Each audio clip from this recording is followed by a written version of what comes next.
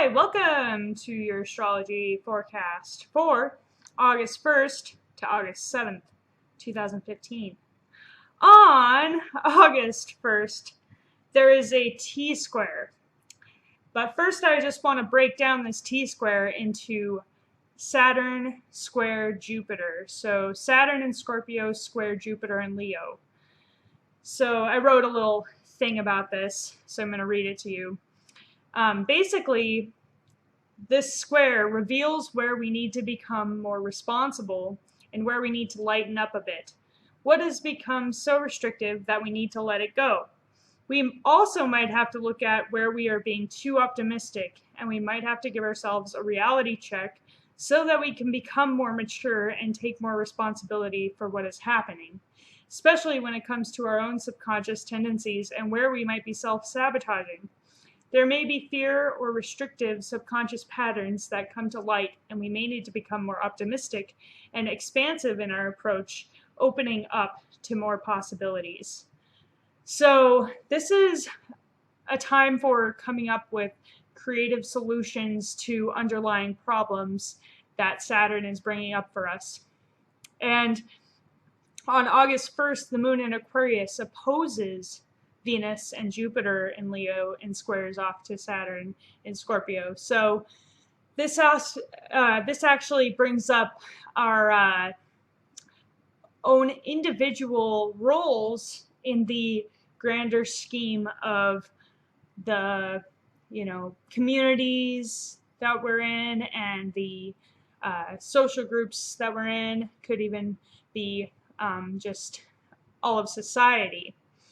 Even. So more insights might come in about what your individual role is, and another theme that could come up is how we're expressing our values and philosophies, and whether or not we're even expressing them at all, and how we can be more creative in expressing those things so that it is beneficial for the whole, and so that we can come up with more creative solutions to those Saturnine issues that are getting brought up, the subconscious issues, the fears, and even some of the restrictive tendencies of Saturn. All right. And also on this day, Pluto in Capricorn sextiles Neptune in Pisces, and they both in conjunct the Sun in Leo, creating a yod. Now, this yod can be felt throughout the week because Pluto is in 13 degrees of Capricorn and Neptune's in 9 degrees of Pisces, and this is just when the Sun's in 9 degrees of Leo, so you'll feel this yod all the way through because the Sun will be in 13 degrees of Leo by the end of the week. So basically, there is a level of intuition that is awakening within all of us and each of us, and a level of awareness of what needs to be changed in our world, in the systems and structures, and what ideals we can bring forward in changing those things. And the Sun in Leo is really making it more about how we can really express who we are in the new paradigm that's starting. How can we become more of who we are in our careers and in the collective view of everything, like the whole big picture of everything. And that includes like whether you're helping people who are basically being neglected by society, or even just finding your own little piece of the puzzle of what can be done to be of assistance to the world so that we can change things for the better. And then the moon moves into Pisces also on this day. So this will get us in touch with the collective feelings and feel more sensitive, generally speaking, especially to feelings of people around us. And when the moon's in Pisces, well, it moves, farther enough along on August 2nd to conjunct Neptune in Pisces, which is also about collective healing and collective understanding on the emotional level, more of an empathic feeling in general, and really being in a more dreamy and intuitive state of mind, and really connected to the feeling aspect of the whole. And then also on August 2nd, Mercury in Leo trines Uranus in Aries. Now, this is amazing for creative solutions, and even working with technology could be something that comes up, expressing yourself through technology, or even just having more technical know-how, and a lot of insights could really come in as well, like through like channeling, like a lot of aha moments, and communication can bring these aha moments, and it's just like lightning speed thoughts and creative ideas and solutions will be really brought forward on this day, and maybe even some surprises, and maybe even some shocking things are said even. But these shocking things are meant to awaken you to something deeper, or even just awaken you to what could be brought to light.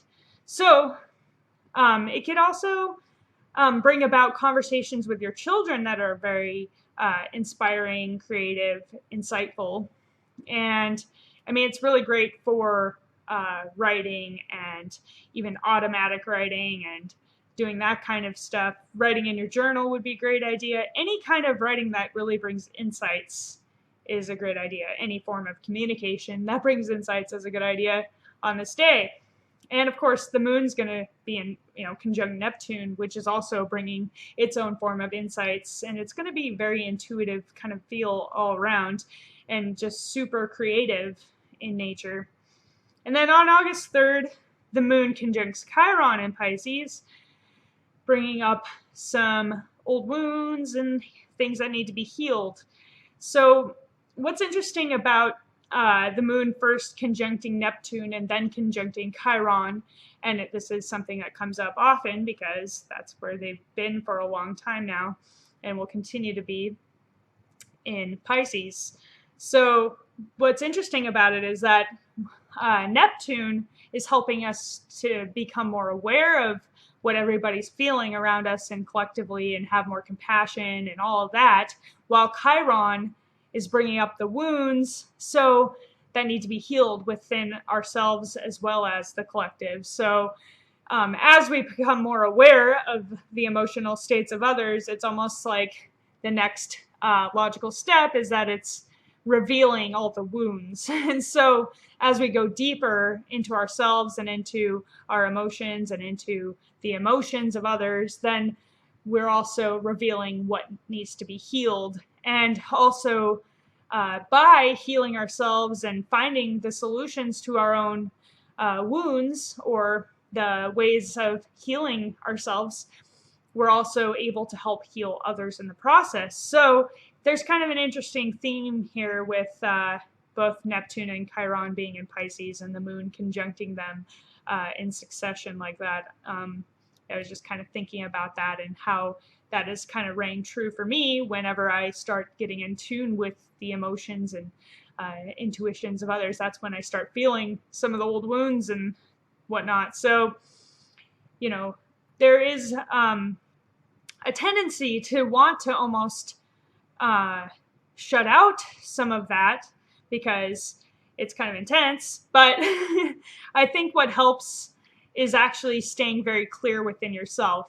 And so really healing yourself and trying to really keep a light on within yourself, like keep yourself feeling good, and therefore you won't suffer from the wounds of others necessarily. Of course, it depends on your surroundings, and minding your surroundings is a really good idea when it comes to any planets in Pisces, because Pisces tends to conform to its surroundings. So yeah, just a little food for thought about that. All right, also on August 3rd, there is a grand water trine between the moon in Pisces, Mars in Cancer, and Saturn in Scorpio. And so,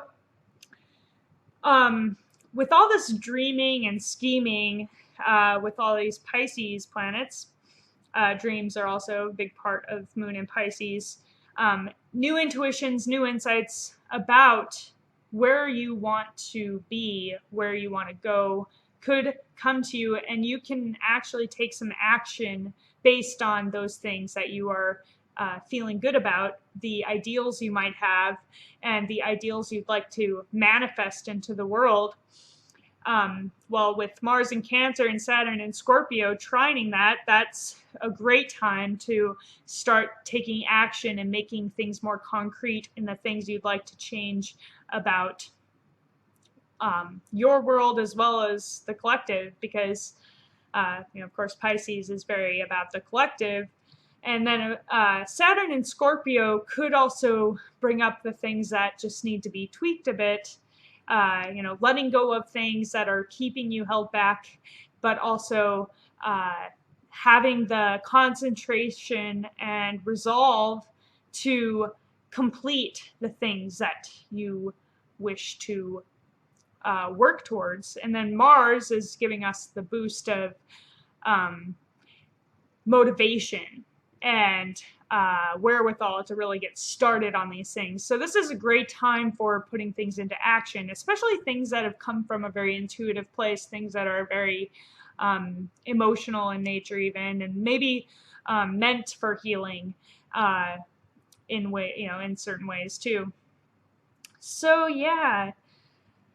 Then the moon moves into Aries on August 3rd as well, and conjuncts the South Node in Aries. So yeah, and I was also thinking about how the moon first conjuncts the South Node right now, because before it probably was before Uranus, but now it's, or I don't know what I'm saying. But anyways, first it's going to conjunct the South Node in Aries on August 3rd, and then it'll conjunct Uranus in Aries on August 5th. And something I was thinking about with regards to this is that the South Node is about really things that are overdeveloped, that we are kind of needing to move away from and move towards the North Node, which is in Libra. And so the things that are overdeveloped when it comes to Aries is the sense of self-importance and maybe a bit of ego, but also there is with Aries a tendency towards self-consciousness and some of the those kinds of feelings about yourself too. So it's really about trying to find a balance and be kind to yourself, but not to the point where you're over exaggerating like how great you are or whatever. So letting go of those kinds of tendencies and trying to still take care of yourself and put yourself on par with everybody else, be good to yourself as you would be good to others. So that's actually what I feel like the South Node in Aries is trying to do. And then Uranus in Aries is actually all about moving into your higher self. So that's another aspect of, because the South Node's kind of about letting things go. And Uranus is also kind of about, dissolving away the old, or knocking, or, what is the actual terms that people usually use for Uranus? I don't remember. Like destroying the old to make way for the new. That's, one of the tendencies of Uranus, and it rules like earthquakes. So it's kind of like removing old structures, that kind of thing. So not only are we just letting go of all those egotistical tendencies and, ways of looking at ourselves that are unhealthy, we're also bringing in the insights of Uranus that is allowing for us to get in tune with higher dimensions of who we are. And so we're really coming into our higher selves while simultaneously letting go of the parts of ourselves that are just not in alignment with that higher self that we are bringing in. So, yeah, On to August 4th, which is right in between those two things. Venus conjuncts Jupiter in Leo exactly. Now, I did touch on this above, or, from my perspective, it's above. From your perspective, it's before. All right, Venus conjuncts Jupiter. This is, of course, helping us to express, our values and our philosophies and be more expansive, and to be more expansive within our romantic relationships as well. And just being more open and open to the possibilities of what life could bring, and being maybe more open to what your children are, bringing to you, whether it's like, things they say, or, however that might be. And it's also great for creativity. It's amazing for, writing songs or anything, like maybe even children's books that could be useful for, people all around the world. That would help open people's minds. Things like that could be a good idea for this creative time. And so on August 5th, I talked about Moon conjunct Uranus and Aries. And then, okay, this is like this crazy aspect pattern that I found. And I'm not even sure if it's like officially a pattern, because the source I went to said it was a butterfly, but it was convoluted. The picture showed one thing and they were saying another. And so anyways, I'll explain what is going on here. Basically, it creates this trapezoid that contains two mystic triangles, which are basically composed of an inconjunction, a trine, and a square. So there's an inconjunction here between, from your point of view, we'll do this, Saturn and Scorpio and the Moon in Aries. That's an inconjunction up right there. And then there's a semi-sextile up here between Mars and Cancer and, Mercury, Jupiter, and Venus in Leo. Those are all like trining here, and then squaring here, and squaring here, and then, that whole thing. So I basically called it a mystic trapezoid because it contains two mystic triangles that are connected by a semi-sextile, and they share the inconjunct down there. So hopefully that all made sense.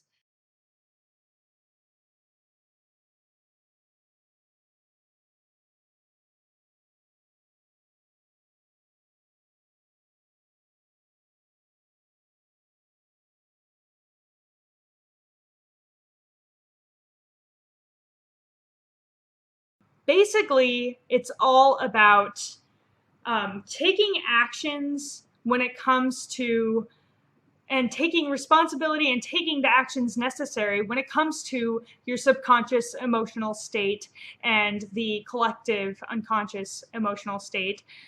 I guess I wouldn't necessarily add that part necessarily, but I do think it's relevant.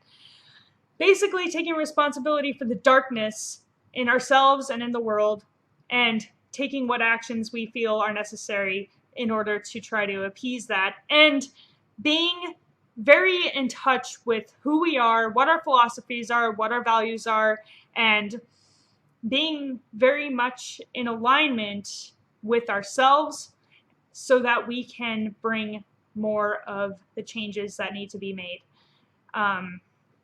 ultimately. And there's a challenge there of needing to become aware of what those parts of ourselves are, the parts of ourselves that hold us back, restrict us, and prevent us from being expressive of who we are.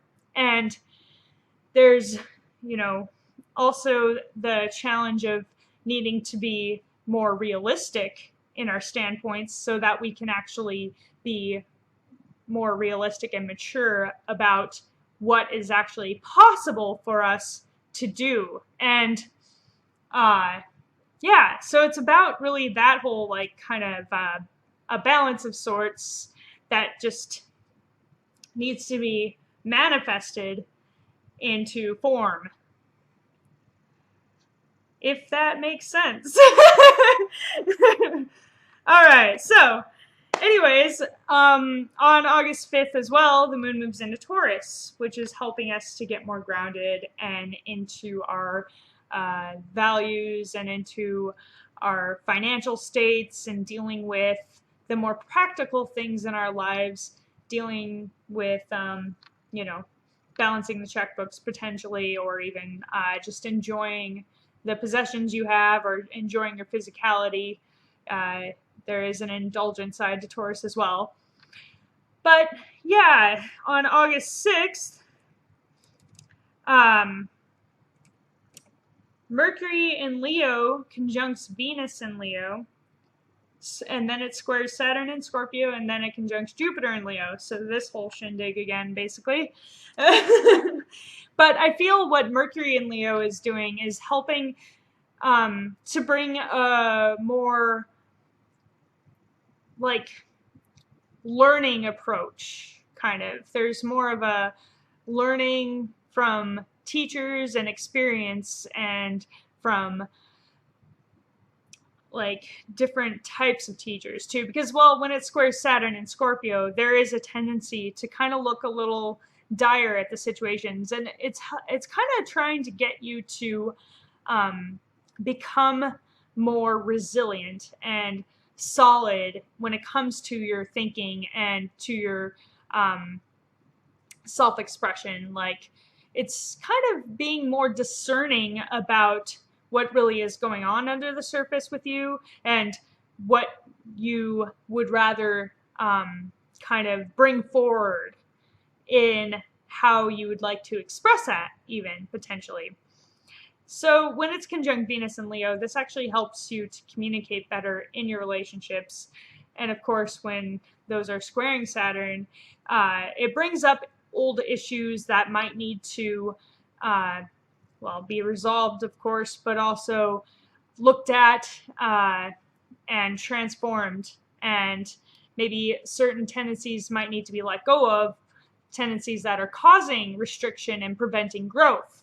So growth is a huge thing when it comes to Mercury conjunct Jupiter and Leo, and there's a need for being more expansive and more open to new ideas and new ways of thinking, new philosophies, new belief systems, and being more open to what you can really bring forward into the world, what is, what you would like to create and what you would like to express in your life.